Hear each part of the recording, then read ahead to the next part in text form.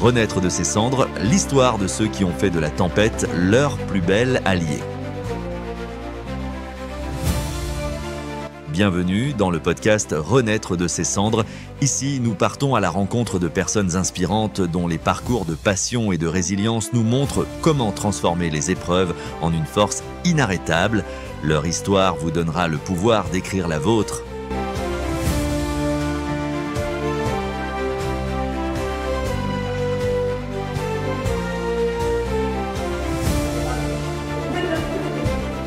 Bonjour Mamie. Bonjour Hector. Alors nous sommes à l'AFPAR. Qu'est-ce que tu fais ici aujourd'hui? Alors, je suis revenue à l'AFPAR en fait pour solliciter les élèves stagiaires en pâtisserie pour faire les pâtisseries du spectacle Cuisinez-moi mais pas trop vite qui joue demain et après-demain au théâtre Les Bambous.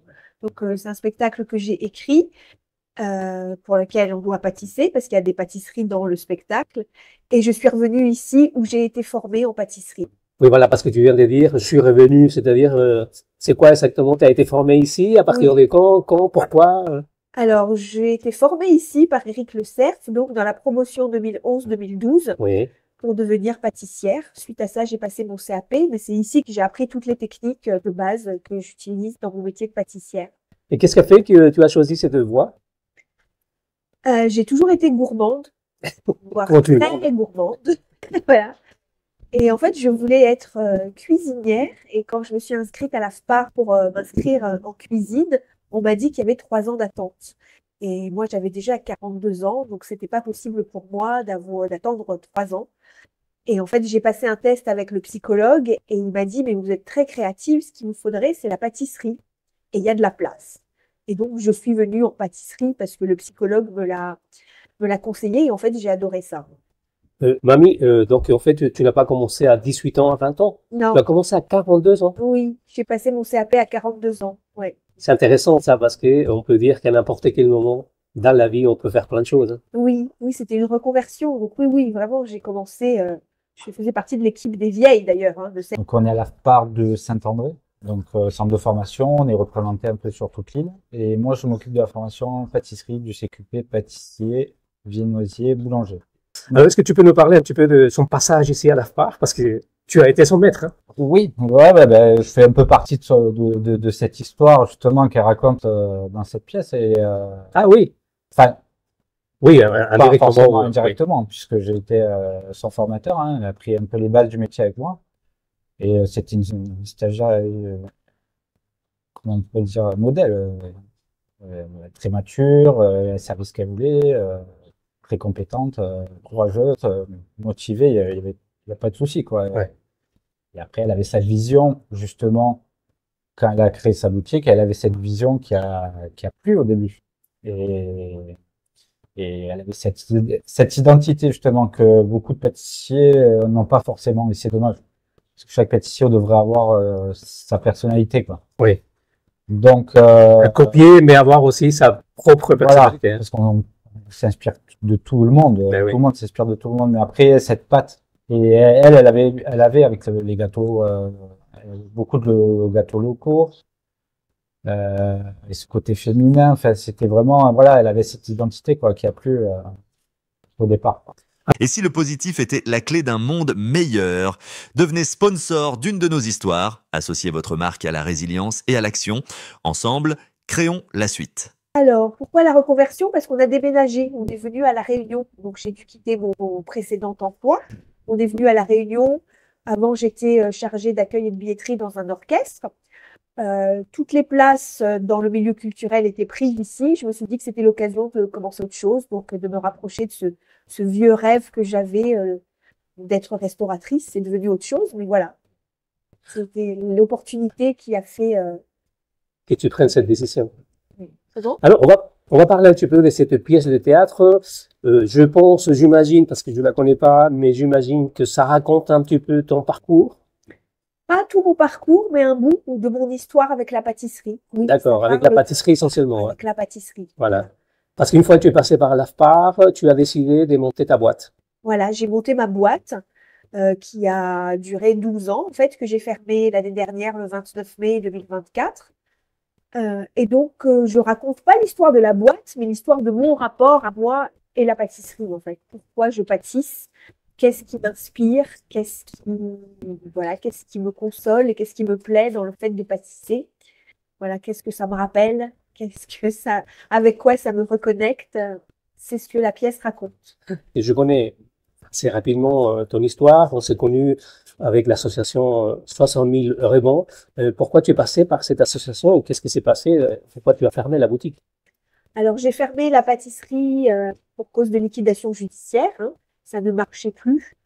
Ça ne marchait plus surtout depuis le Covid, mais c'était déjà en difficulté un peu avant pour des raisons de maladie de mon associé. Et la fermeture des pâtissières, donc mon entreprise a été assez douloureuse. Je savais que je n'arriverais pas à la traverser toute seule. Et donc, avant même que la liquidation soit annoncée, j'ai cherché de l'aide. J'ai cherché de l'aide sur Internet, hein. J'ai tapé aide, entrepreneur, liquidation. Et je suis tombée sur 60 000 rebonds et j'ai demandé de l'aide et j'ai été accompagnée. À l'époque, c'était à distance puisqu'il n'y avait pas d'antenne à La Réunion. Et voilà, j'ai été accompagnée. Le processus d'écriture de la pièce était déjà enclenché, mais ça m'a aussi aidé en fait de finaliser, de continuer à finaliser cette pièce qui a été jouée pour la première fois en avril 2024, donc dont l'existence, on va dire, officielle est assez récente. Ce processus-là m'a aussi tenu, mais l'accompagnement de 60 000 rebonds aussi. Ayant connu, comme toi, ce qu'on appelle échec, ayant connu des moments douloureux, comme tu viens de dire, en fermant une entreprise à laquelle on tient beaucoup, c'est notre bébé, hein, moi je connais déjà ça. On va pas trop rentrer en détail parce que c'est douloureux, mais comment on s'est reconstruit? En tout cas, mamie, comment elle s'est reconstruite pour aujourd'hui te voir avec le sourire, avec des initiatives, avec une pièce de théâtre, revenir à l'AFPAR? Comment tu as fait? Alors, la première chose qui m'a vraiment aidée, c'est de trouver des gens à qui parler. Donc, au sein de 68 rebonds, hein, donc mon coach et ma marraine, des gens avec qui parler parce que je ne me sentais pas le droit de parler en famille pour ne pas plomber l'atmosphère. C'était difficile de parler aux amis, au réseau, etc. Parce qu'il y avait un sentiment de honte, de culpabilité, de ne plus être à ma place, parce que j'avais pas d'argent non plus. J'ai fermé la pâtisserie le 29 mai, j'ai touché le RSA en octobre. Donc, il y a eu toute une période où je ne pouvais pas dire oui quand on m'invitait parce que je ne pouvais même pas me payer un café, quoi. C'était terrible.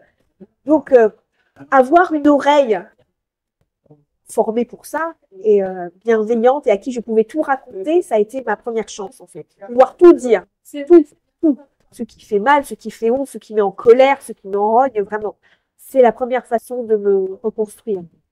Ça m'a permis aussi de voir que je n'avais pas tout perdu. Je pensais avoir tout perdu, tout, puisque je repartais à zéro. J'avais plus de boulot, j'avais plus d'entreprise, j'avais plus d'agenda, j'avais plus de compte en banque, j'avais plus rien, j'avais plus de mutuelle. J'avais l'impression vraiment d'être au ras des pâquerettes, quoi, zéro. Et en fait, je me suis rendu compte avec l'accompagnement que non, j'avais toujours un réseau, j'avais toujours des recettes, j'avais toujours un savoir-faire, j'avais des gens qui me demandaient des nouvelles. Donc en fait, reconstruire tout ça, faire le tri entre ce qui était bien, ce qui n'était pas bien, ce qui a été réussi quand même, ce qui n'a pas marché, pourquoi ça n'a pas marché, qu'est-ce qu'on peut faire pour que ça marche mieux la prochaine fois. Enfin, vraiment faire un travail d'analyse et de réappropriation de ces 12 années de pâtisserie qui n'ont pas été jetées à la poubelle, en fait, qui n'ont pas disparu avec la liquidation. Tout ça, ça m'a aidé à me reconstruire. Et puis après, j'ai recommencé les formations, j'ai recommencé à oser rêver, me projeter dans autre chose. Et puis, c'est à ce niveau-là que cette pièce qui était déjà lancée m'a beaucoup aidée, puisqu'en fait, ça avançait. C'était une preuve aussi concrète qu'il y avait d'autres choses de ma vie qui avançaient, même si j'avais fermé une page, quoi, si j'avais fermé une porte.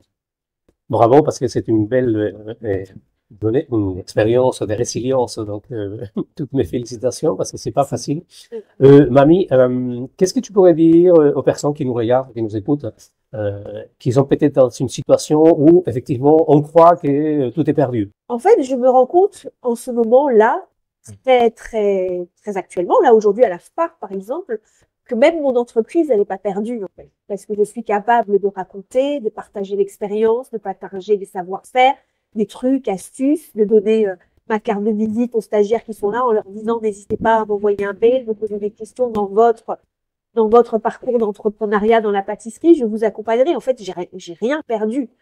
Je l'ai d'une autre façon. J'ai enlevé ce qui n'allait plus. Donc, en effet, l'entreprise physique n'allait plus. Elle était en faillite.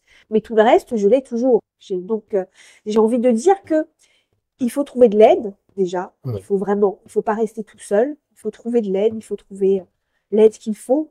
Quand la famille ne peut pas aider, parce que c'est trop lourd pour la famille qui est impactée aussi, il faut trouver de l'aide à l'extérieur. Et puis, il faut faire ce bilan de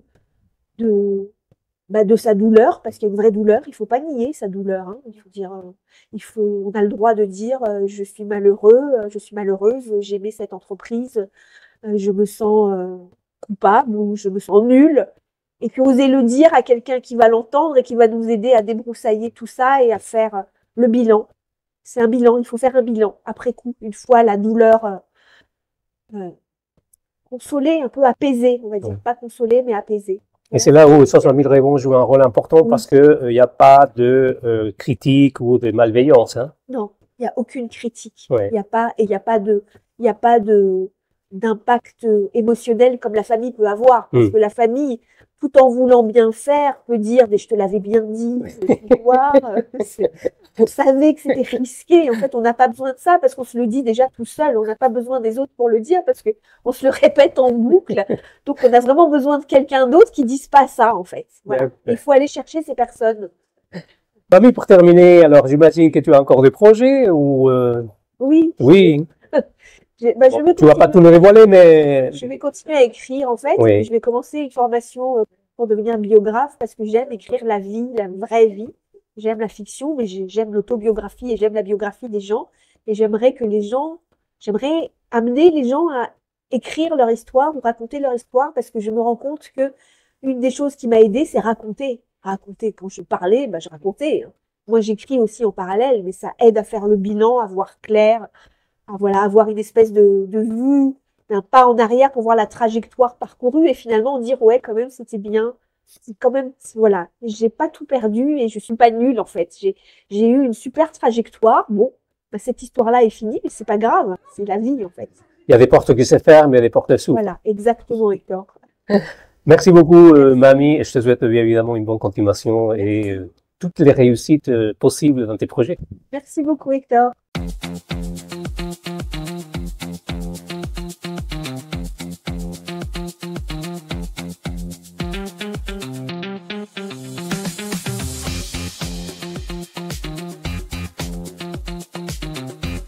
Dans un monde qui va vite, on oublie parfois l'essentiel, les histoires. Celles qui donnent le courage, qui allument l'étincelle. Et si la clé de l'avenir était le pouvoir d'un simple récit, un récit de persévérance, d'audace, de réussite, nous sommes le Club des Optimistes. Notre mission, dénicher ces parcours inspirants, ces moments où tout aurait pu s'arrêter, mais où la passion a pris le dessus. Nous allons capter ces histoires authentiques, ces savoir-faire uniques. Nous allons les transformer en podcasts vidéo et audio pour positiveradio.fr et les diffuser partout sur les réseaux sociaux.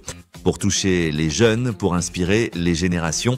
Et si votre histoire était la prochaine, celle qui donnera l'élan, qui changera une vie, laissez une trace indélébile. Devenez une source d'inspiration. Rejoignez le Club des Optimistes 974. Ensemble, créons la vague positive de demain. Contactez-nous 06 92 07 14 60 17. Suivez-nous sur positiveradio.fr et sur notre chaîne YouTube, le Club des Optimistes 974. À bientôt.